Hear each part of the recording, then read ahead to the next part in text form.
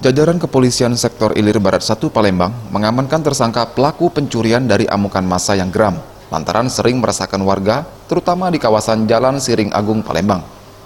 Tersangka berinisial M ini diamankan setelah kepergok warga karena aksi tak terpujinya saat mencoba membobol rumah di kawasan Jalan Inspektur Marzuki. Naas aksinya kedapatan warga sekitar yang langsung mengamankan tersangka dan kemudian diserahkan kepada pihak Kepolisian Ilir Barat 1 Palembang. Kanit Res 2 Polsek Ilir Barat 1 Palembang, Ibda Herson mengatakan, selama tersangka melakukan aksinya, tersangka telah menjual barang curiannya kepada penada sebesar 2 juta rupiah dan dirinya baru menerima uang penjualannya tersebut sebesar 500 ribu rupiah. Untuk mempertanggungjawabkan perbuatannya, pelaku dikenakan pasal 363 KUHP. Pihaknya pun menghimbau kepada masyarakat tetap waspada agar terhindar dari kejahatan yang tak terduga.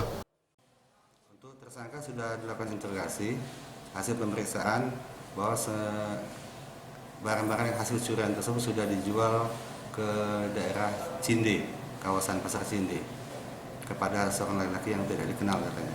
Itu penjualan barang rencana mau dijual 2 juta, tapi sudah dibayar oleh si penadanya itu 500 ribu. Tim Liputan Sriwijaya TV.